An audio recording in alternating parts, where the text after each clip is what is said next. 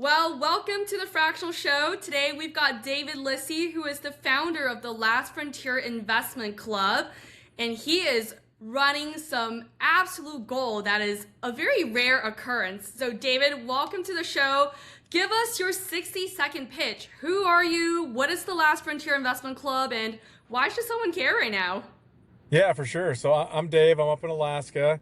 Um, I kind of created this club as a way of kind of collectivizing properties and experiences I have going on in Alaska. And, you know, after traveling on the Creative Nation tour for 55 plus stops, and just kind of talking to people about what I'm doing and having some feedback as far as people saying, hey, you kind of have an ecosystem and people were really intrigued by what I was building. And so I thought, why not sort of put it all under one roof and present it to people as an investment club? And it started off with, just a fishing guide company that turned into some property, and now it's kind of growing and growing. So super happy to share what I've got going on up here with my friends and investors.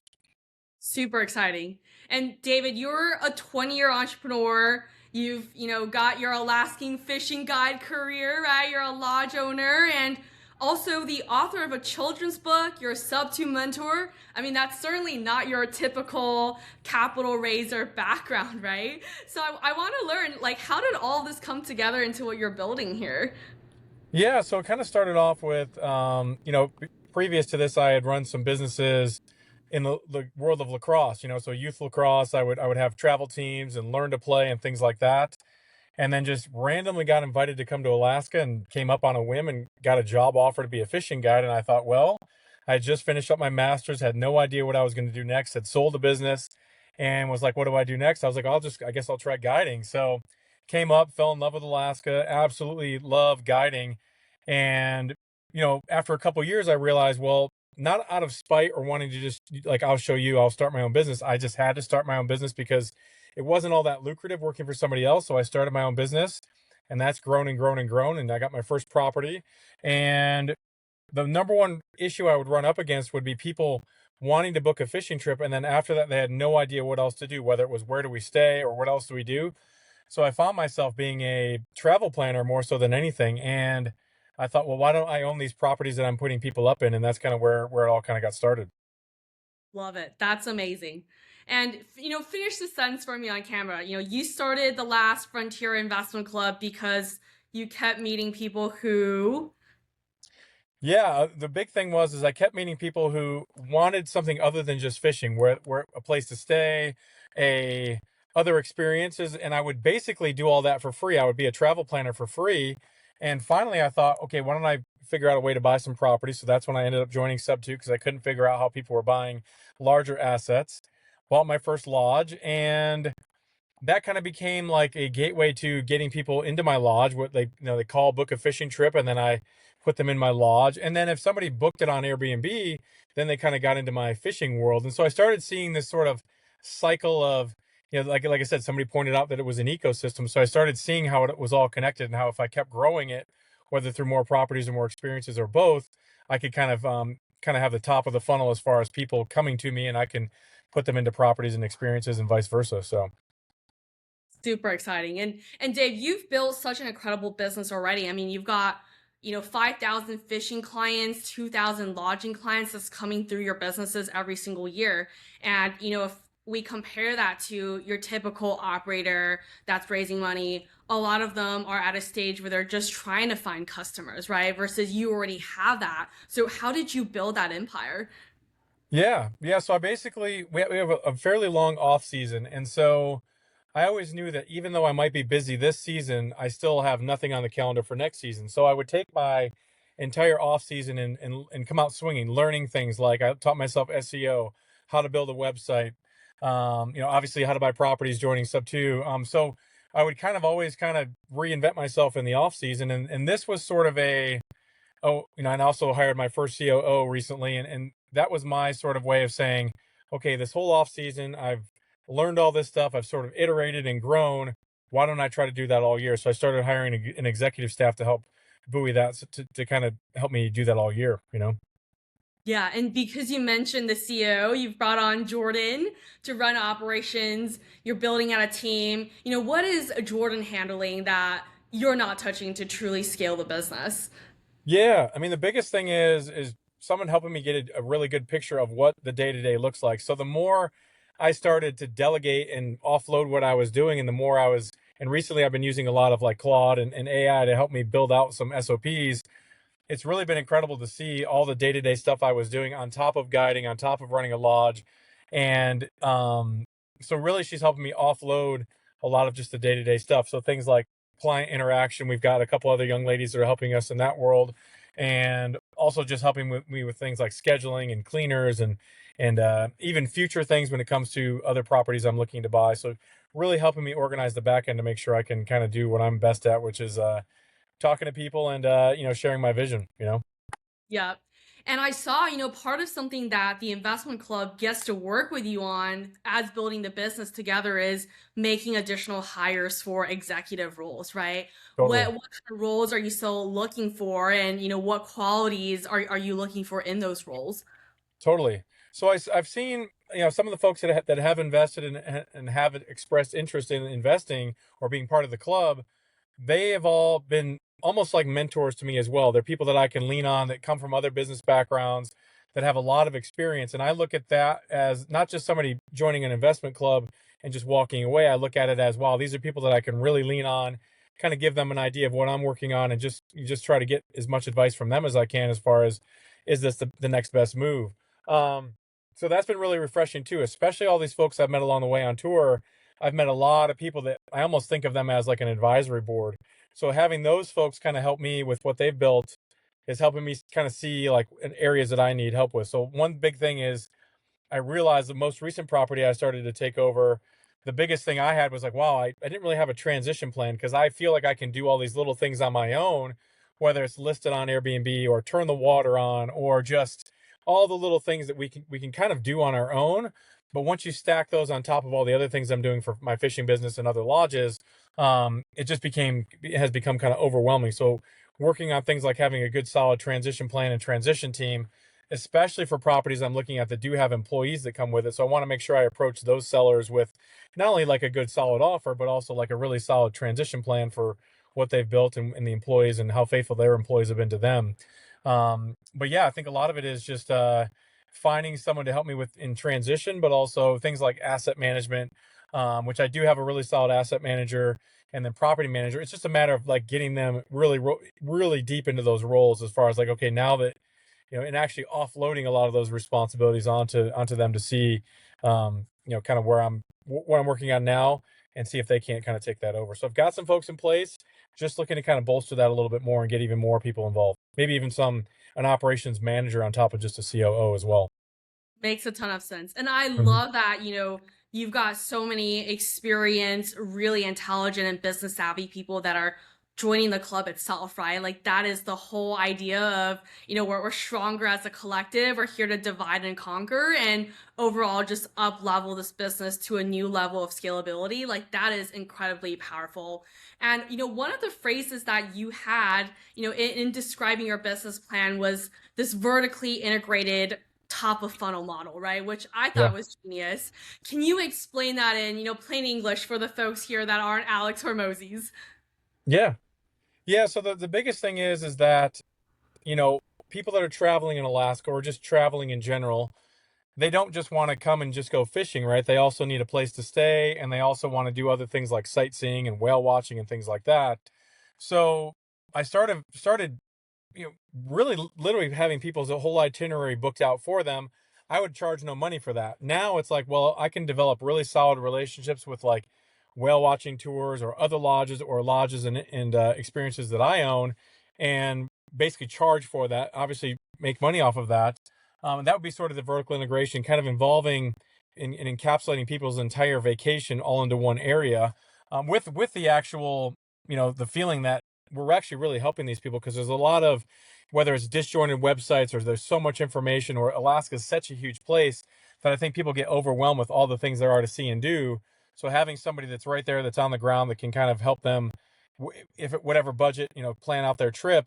I mean, that's a huge asset for us. And then with that, this sort of collection, you know, not only encapsulates their whole trip, but there's geographically encapsulates their trip as well. So because they are traveling on the Kenai Peninsula, there's basically a geographic zone that they want to hit. So there's several cities that they want to go to, and so my goal is to own properties in those areas as well. So not only having the places they want to stay, the things they want to do, but also the areas that they want to stay all kind of covered as well. So Absolutely. Like I think that is such a no-brainer, from a business growth perspective, but also in customer experience, right? It's like all in one, everything is done for them. And I think it just makes a ton of sense. And, I want to double click into the real estate side of things, right? Walk me through your buy box. You're going after turnkey lodges, micro resorts, hotels.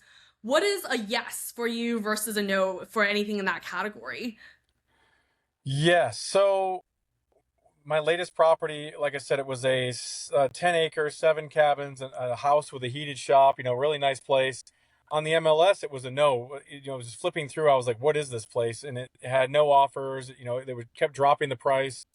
And finally, one of my realtors was like, we should just go look at that. So I said, okay, I'll go check it out. And as soon as I hit the property, I was like, oh, yes, absolutely. Like, why has nobody made an offer on this? Well, I think I have the advantage because like most stuff is commercially listed, so it's people think they have to put 30% down and do all the SBA and all that stuff. And it also allows me like a window of time where I don't have to make an offer tomorrow. I have plenty of breathing room to make an intelligent offer. I've learned to kind of like slow down a little bit more. I have very pretty much the tabs on my browser have all these properties I'm really gunning for. Um, so I would say my buy box technically has already been sort of figured out as far as I have very key properties I'm looking for.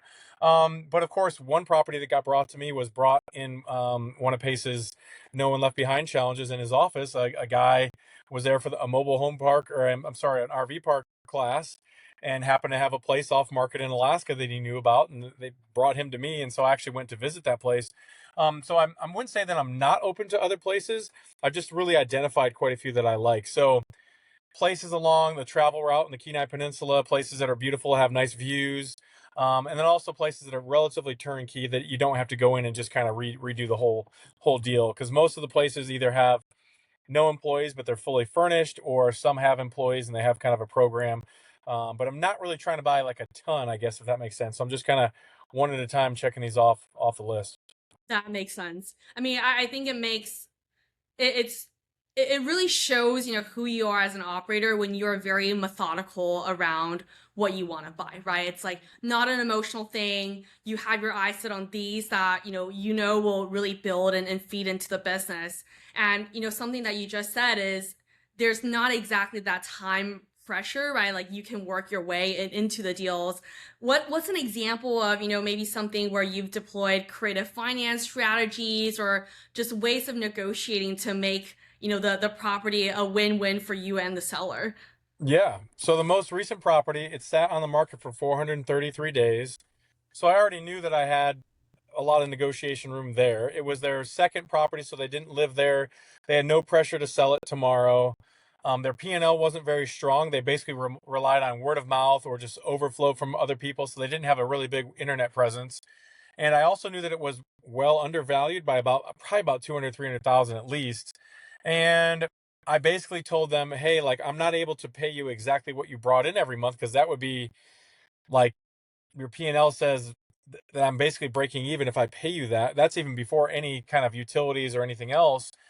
And so I said, hey, like, would you let me just pay you principal only? I never say no interest. I say principal only for 2 years. And then we can accelerate that to like 6% interest for the next five. So basically, 2 years of no interest, and then if I don't balloon them out in 2 years, which I won't, another 5 years of 6% interest. So I get about a 7 year balloon period, and my initial monthly payment is like $1,880 for an $850,000 property. So I was able to use time on market, right? Their P&L, which was fairly weak, and the fact that they didn't have to sell it tomorrow, to sort of leverage that and just say, hey, look, I want to stabilize this. We're basically partners if we're going to be doing seller finance. So I want to make sure that I'm able to stabilize this property, make it make sense, and make any adjustments and give me a couple years of no interest, especially to or essentially to kind of make that happen and see it through. Makes sense. I mean, it's really understanding what's valuable to the seller, making sense of everything, right? And making it still a steal of a deal for yourself. And one thing that I was super impressed by just looking at your traction was, the Alaska Heavenly Lodge, right? That was doing roughly around $100,000 in revenue before you bought it. And then in 2025, it did 275 hundred Yep. thousand, right? Like Yep. that was mind blowing. What did Totally. you do to nearly triple the revenue on that property? They had a lot of areas that they weren't really capitalizing on. They actually had one lodge cabin that they had some caretakers live there. So they not only were living there for free, they were also making a salary. So we basically they moved, so it wasn't like I fired them or anything, but they weren't there anymore. So that was 60,000 in salary that was just saved just by not having them. And then also the revenue from that cabin. I mean, I don't even know what that cabin brings in, but saving on salary, which wasn't necessary because now we have cleaners that that are offsite that come and clean, and I kind of help manage, and I've got other people that help manage the property. And then the actual revenue from that cabin, and then there's another cabin that they had that has a really cool little upstairs billiard room and like sauna and hot tub, and they would just kind of rent that out with the main lodge every now and again. They wouldn't specifically rent that one out by itself. So there are just two properties or two cabins within the property that weren't bringing that much revenue in that we just basically listed for rent, and then doubled down a little bit more on weddings, and then a lot of it was just like adding more things to book out in the wintertime as well. So letting people know that, hey, we're not shutting down for the wintertime. Like our hot tub's still on, the sauna's going. So we've been able to bring in some revenue in the wintertime as well. And that was very helpful. That is just insanely detailed execution that then is adding in new revenue lines, bring additional customers. I love all that. And Dave, earlier, we talked about your acquisition model, how you're finding the properties, the underwriting. You've got your eyes set on these very specific ones, right? Walk me through then what happens after you get a lodge under contract. Is there something you're specifically looking for during due diligence? Is it what additional lines of revenue you can bring in? What is your thought process through all that? Yeah, I think the biggest thing is, and I do help a lot of people with RV park stuff, just looking at P&Ls and things like that.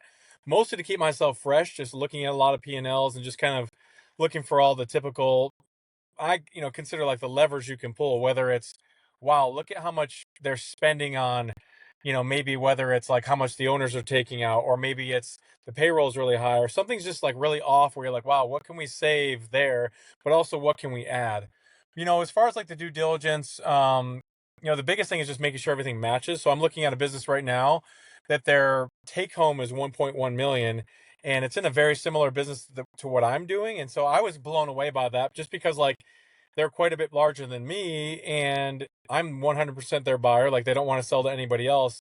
But I kind of like, I'm not even like hesitating because there's anything wrong. I'm hesitating because it's like, okay, wait a minute. Like this is so cut and dry and so easy and so like, yes, that I'm almost like, oh wow, am I really ready for that? Like, holy crap. Because I think like, wow, even with debt service, like that would change anybody's life, but also that would be like the end, right? Well, in my mind, I think of that as the very beginning of the process, because now I can kind of bolster things I already have going on and just continue to build. So I would say with due diligence, mostly it's, obviously figuring out like the front end, what the front end is going to be as far as the initial debt service, whether it's like, like bank financing or DSCR or anything like that, but then also really working the back end as far as like, let's say it's real thin margins or it's kind of break even or doesn't look all that hot. Well, how can I negotiate it on the back end to make it make more sense for not only me, but also if they're going to be my creative partner and be my, seller financer, try to figure out a way to make it make sense where I can afford the debt service and the business can afford the debt service without drowning and having to, make some crazy moves to make it make sense. Yeah, yeah. Has there been any properties where, the renovation needed to make it look, like a whole different experience has been something where you've actually turned away and walked away from that deal? So there's one in particular that I looked at that I fell in love with. I mean, it was really, really well taken care of. It was a beautiful log home, and they had a second home on property. And numbers wise, I mean, as I'm writing my LOI, I basically was talking myself out of it. I was like, wow, this would be a great homestead purchase where like you could live in the one cabin, rent it out just like they were. It just with a debt service, because they had no debt service. They owned it for like 20 years. And I just had to tell them, you know, I'm their buyer for sure. I want it, but it doesn't really, and I didn't really want to really mess around with their purchase price. It just, I just told myself the down payment and the debt service was just going to make it to where it wasn't going to make sense, because obviously there was another house to rent that they weren't renting before because they were living there, but I couldn't guarantee that. So I like to think, what does the P&L say today? And that's all I can really hope for to make in my first year, because anything can happen. And I just want to make sure I base it on that first year. And like I said, as I'm writing that P&L out, or the LOI out, I was like, wow, like I kind of was talking myself out of it. Like, it just didn't make sense for the debt service and the strain it would have. I was looking at about a 7 month window where it was not going to make any money until like May. So I thought, well, shoot, I have all this holding cost and their debt service. And, if I got a bank loan or a DSCR, it's like, it just wouldn't, I'd have, I don't even know, like 60 or 70,000 and just service before I'd even made a dollar. So I thought it just wouldn't make sense. It just seemed like a homestead purchase, and they weren't really willing to budge on. They wanted all their money right then and there. They were willing to budge on the purchase price, but even when they came down like 200,000, it still didn't make sense. And it was hard to walk away from, but it didn't really check all the boxes. It was a beautiful place, would have done well. Was fully booked out for this season. They were ready to turn it over in that condition. I just couldn't really see the debt service, keeping it like a really healthy property for the future. Right, right. And it's great that you stuck to your own principle where it's like we're not just gonna, get swayed away by the projections of what this could be. It's like the deal also has to make sense from day one, right? And Yep. I definitely really feel like you made the right call there. And Dave, I want to double click into something that you said earlier, where you mentioned letting the customers know, right? Like the sauna is open during the winter and all those things. I mean, obviously with the Kenai Peninsula and people visiting Alaska, right? Like there is seasonality, all that. How do you crack the code on growing the business with that in the picture? Yeah. I think one thing that most lodge owners do is they assume that it's seasonal, so they automatically shut down. They are not open to, like, when I first moved here, no one would rent their Airbnb in the wintertime. If they did, it would be like, sorry, you got to be out by March or May or whatever it was. And there was just a lot of people who shut things down and winterize and don't really understand that a lot of the seasonal workers who technically are midterm renters are looking for something in the off season. So there's a lot of chance to make money in the off season. There's also things like travel nursing, corporate rentals. So there's a lot of the housing needs that we have up here, but so many seasonal properties assume that, hey, we're just going to make money in the summer and that's all it is. So this other property I bought with the 7 cabins, they buried their water lines really shallow. So they basically planned on never using them in the summer or the wintertime. And to me, it's like, wow, if those water lines were buried deeper, we could rent those out all winter, because we have a lot of people that transition from coming up for the summer, fall in love with it, want to live here, need a place to kind of live and figure out where they're going to live it, next year. But also same thing with like travel nurses or just people needing housing in general. So I think looking at it from a perspective of, sure, it's seasonal, like your big seasons, during the summer, but there's a lot of, like, I have people that come to Cooper Landing to go skiing, they go snowmobiling, they come down to go fishing in the wintertime, and they just come to get away for a weekend. So being open to, being open, I guess, is something I think a lot of people aren't really taking into consideration and don't realize that at the very least it could help you break even over the winter. You're going to spend money on utilities and keeping the place going. You might as well try to bring in some revenue to offset that. Yeah, I love how, you turn seasonality, which traditionally people who invest in hospitality, right? Like they would see that as a risk. I love how you actually turn that into one of your biggest advantages, building the business, because it's something that, you have your unique take on and it's actually adding more revenue instead of, being something that's a hurdle. And, just speaking around risk, right? Like you're building something that doesn't really even exist yet in the market, which is why I think it's so exciting, it's so fascinating, and so innovative. But at the same time, right, like it's very adventurous, it's new, there's a lot to build. What do you feel like is, the biggest thing that could go wrong where it's not a black swan event? And, Yeah. how are you thinking about protecting yourself against that? So the biggest thing is, and I've been realizing this in real time. So when I was talking to the seller for this really cool lodge, I told him I'm his buyer for sure, but he had built it up over 10 years, completely remodeled the place by hand, has 5 really loyal employees. And I kind of told him, I said, it just hit me right then and there. I said, man, like I want to make sure I come to you with a really solid offer, but also a really solid transition plan so I make sure I can take care of your employees. So one thing is the risk is as you grow, not having the infrastructure to kind of take that on, because individually these tasks are very simple as far as like, oh, I can put things on Airbnb, I can go over and turn the water on, I can do all the things, I can furnish the place, I can hang pictures, all the little things. But once you start stacking those things on top of other things like that, it becomes overwhelming where you're like, I just my to-do list is so long. It's like, wow, I need to take a step back and put the right people in place to help me check a lot of these boxes off. So I think not having the right infrastructure in place to take these new properties on. And then there's also the risk of you can spread yourself a little bit too thin. If I'm geographically all over the place, if I've got properties within maybe a 100-mile radius, I can't be at every property all the time. So having that infrastructure, whether it's asset managers, property managers, etc., just having more people, more eyes on it, having more protocols for our cleaners too, as far as like things that are broken or things that they're seeing. So yeah, it's trying to run a lot of mom and pop businesses and try to do it on a really big scale. So you have to really have the mom and pop on the ground to see and understand like what's going on the property, as as things are all simultaneously happening.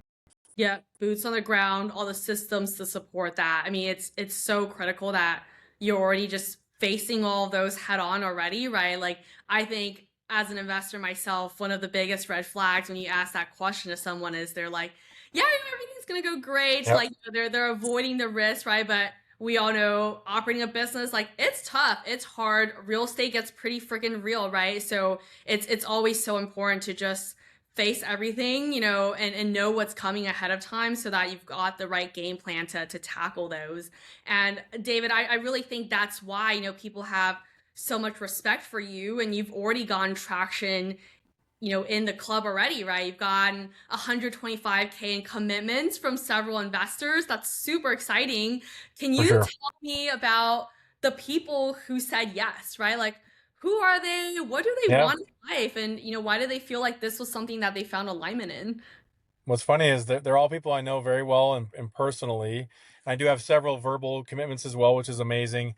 They're people that I got to talk to along the way and got to meet. They're people who get get excited by what I'm doing, and it's just so funny. The more I got talking about it as I was traveling, the more excited I even got about it. Where I was like, "Wow, what I'm doing is actually very unique." Right, to where a lot of people are chasing other types of assets that everyone else seems to be chasing.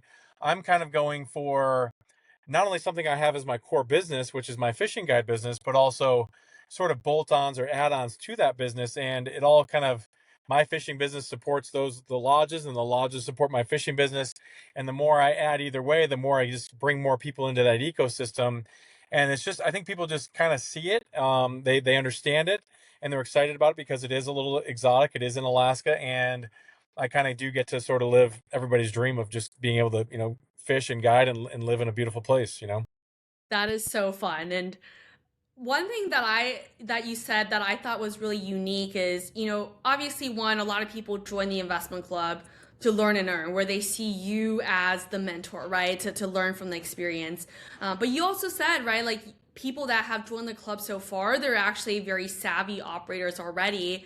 Would you mind just sharing a little bit of, what those folks have done for work or what's their career Yeah, like? And what they saw into wanting to contribute to the club, and what aspects do they want to bring their expertise versus what they want to lean on you for.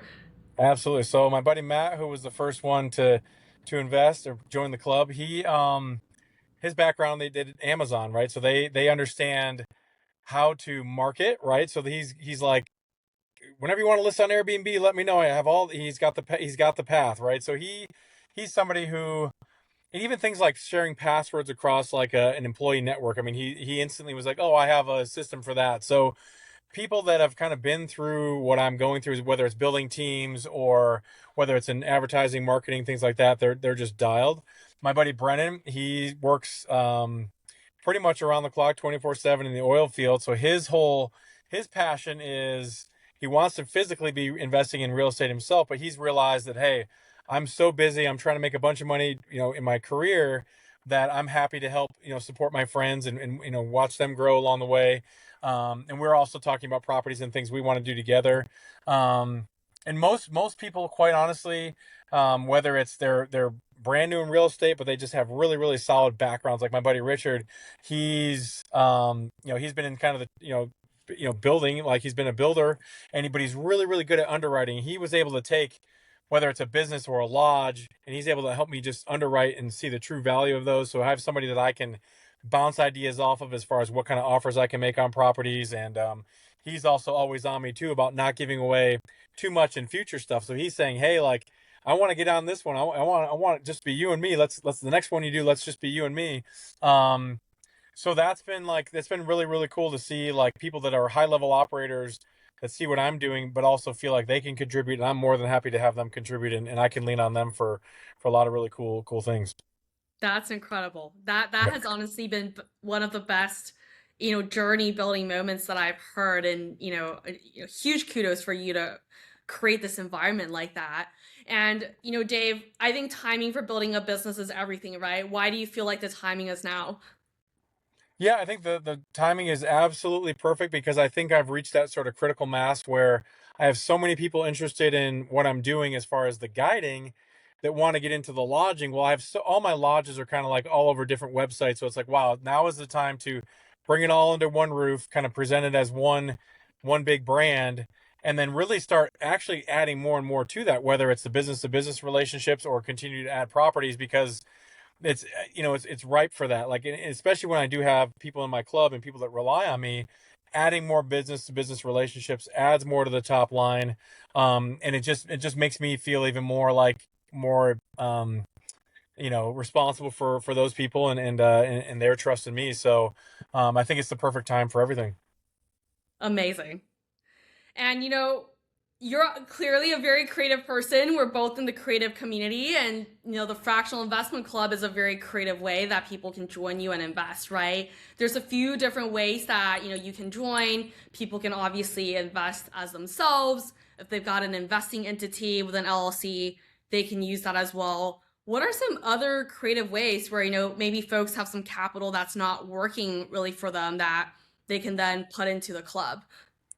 Yeah, so I think one of the biggest ways is, as we look at the growth from just executive standpoint, bringing in more employees, whether it's, and I feel like that's one huge thing that I haven't really highlighted a whole lot in my presentations, is what I'm really trying to do is also target and find people that are really high level operators as well. So people can think of it as they're also investing in the operations side of thing as well, not only just the real estate side of things. um but also things like, whether it's infrastructure. So I think adding more like hot tubs and saunas is only going to make my wintertime bookings that much more. So I think it's not just like, hey, we're going to do this one-off project where you put in some money, I go do this fix and flip or whatever it is, and then the end result is we make money. A lot of it is like people are able to see a lot of different aspects of this business and feel like they can contribute to one of many, or if not all of the aspects of it as well. So I think there's something kind of for everybody. Absolutely. I mean, it's the path of real ownership, and being involved in every aspect of that experience. And one of the favorite ways that you have created that experience and participation is, you're letting people come over and walk the property with you in Alaska. Like, what's that going to look like? Yeah, so I just had Jordan Reyes here, from Sub Two. He came in today. He's actually looking at a property, and down a little bit further south, and I was able to show him the property. And then I've got some folks coming up, hopefully in September.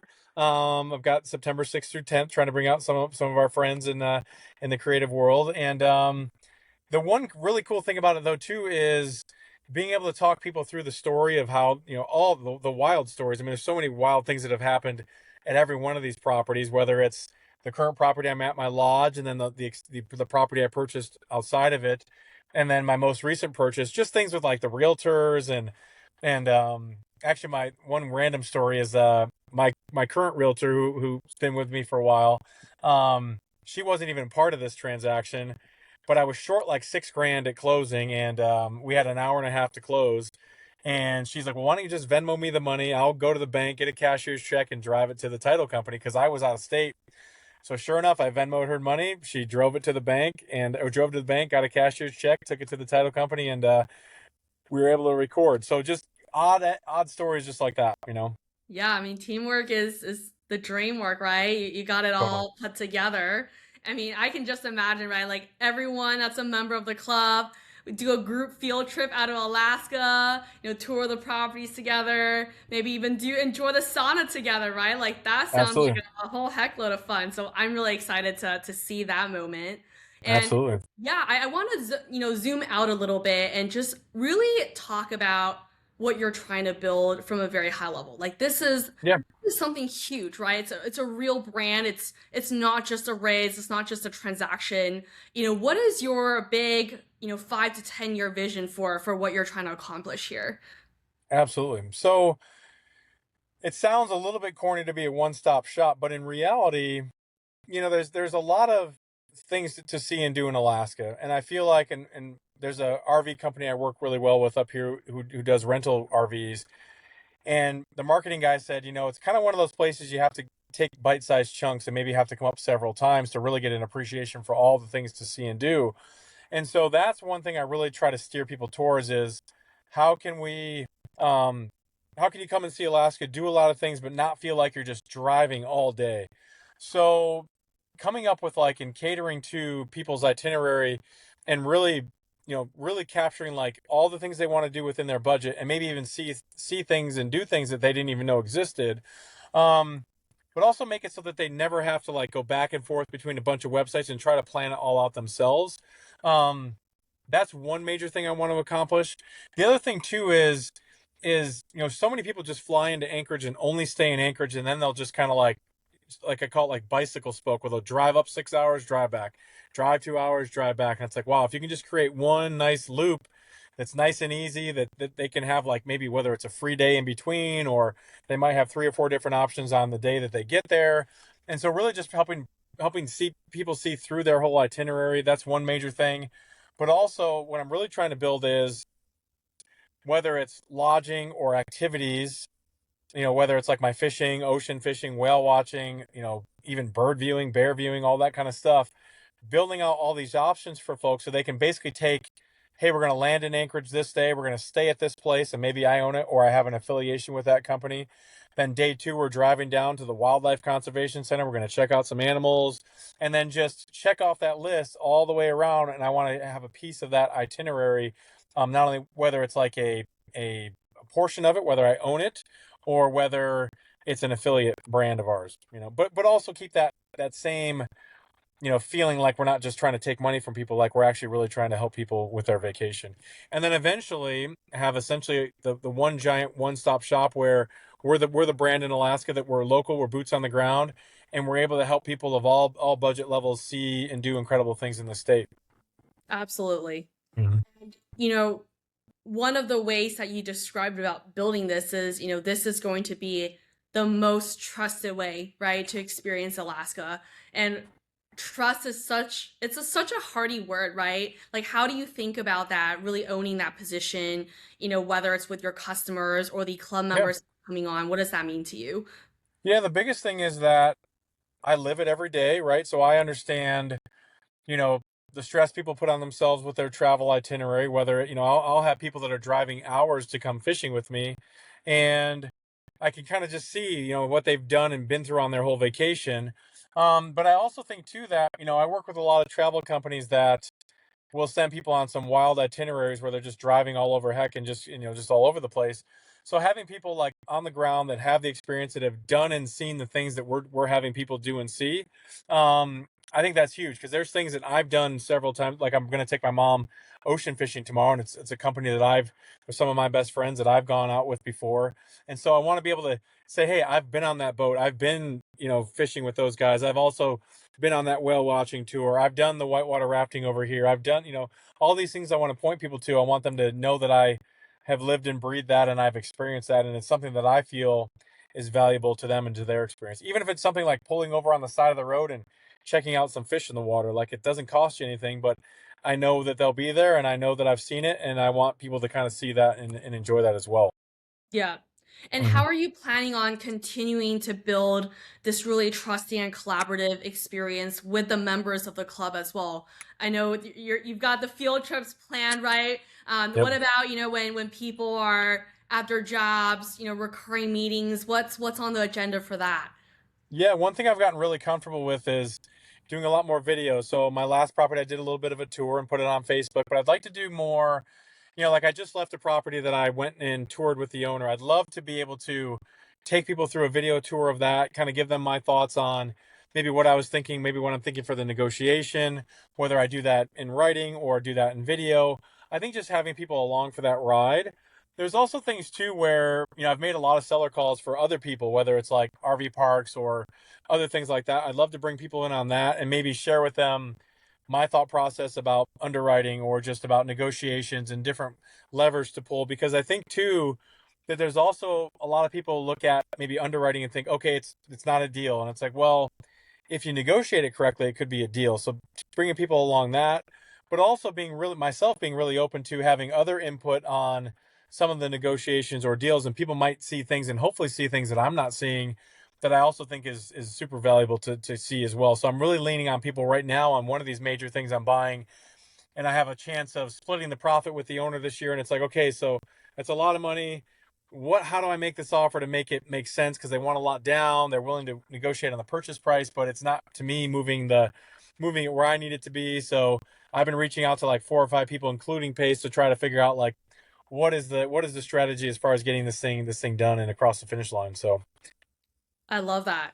I mean, mhm, it's all the gold is really in all the raw moments, right? Like just let it riff, let everyone know what your thought process is, and vice versa, right? Like that's really how we all get to build on top of each other, which makes totally. this so exciting. Dave, do you have a number around, how big of a business and how much is worth for that 10-year mark that you're targeting? I mean, honestly, like I look at there's a couple similar style businesses, but they seem to be more like private equity. I would guess, I mean, if I was to purchase what I want to purchase and then also operate the way I want to, I could see the total package being in that 50 to $80 million range, because some of the properties I'm looking at are in that $6 to $10 million range, and it doesn't take many of those to even just get the property value up, let alone the enterprise value. And if I can get it systematized and have all the core pieces in place and professionally managed, it's nothing I would ever just want to build up to sell. But when I do go to retire, I feel like it's going to be a pretty significant number, and I hopefully have a lot of people along the ride with me on that exit. That's amazing. That's gonna be that full, cycle moment, right? It's like you've built the legacy, the community's been part of that with you, and yeah, I think that moment is gonna feel so good for everyone that's involved. Well, I'm absolutely pumped just, hearing your story, the game plan that you've got, and just all the momentum and the excitement that's been happening already. What's the next step for someone who's ready to join the Last Frontier Investment Club? Is there any timelines that they should know about? Well, I'm going to be doing one more fractional call this coming Thursday, and then Dealmaker on Friday. I expect a pretty good, solid turnout for that. Um, Obviously, there's things we'd like to get moving on fairly quickly. I'm going to obviously have more things to offer in the future. I would say, if they have any questions, they can always reach out to me. I've had a few people just want some clarification on some, future things and things like that. I would say the sooner the better, just so we can get rolling on this first one. But I will have lots more opportunities, especially with future properties coming up and things that I might take on as passion projects. There's other things that I'm interested in that down the road, once I feel like I'm kind of settled and stabilized, I'll be jumping into those as well. So there's going to be a lot more from than just this that I'm offering as a club or this go around. So So exciting. Well, for everyone listening in, guides, gals, right? Like, what are you waiting for? David's in here, right? He's gonna get so much eyeballs at Dealmaker. So if you want to be one of the partners in the business, right? Truly being, part of David's thought process, everything he's thinking through, putting the inputs together, right? And really building this legacy, definitely come on over to the other side. Check out the Last Frontier Investment Club, and we'll see you on the inside. Thanks for tuning in.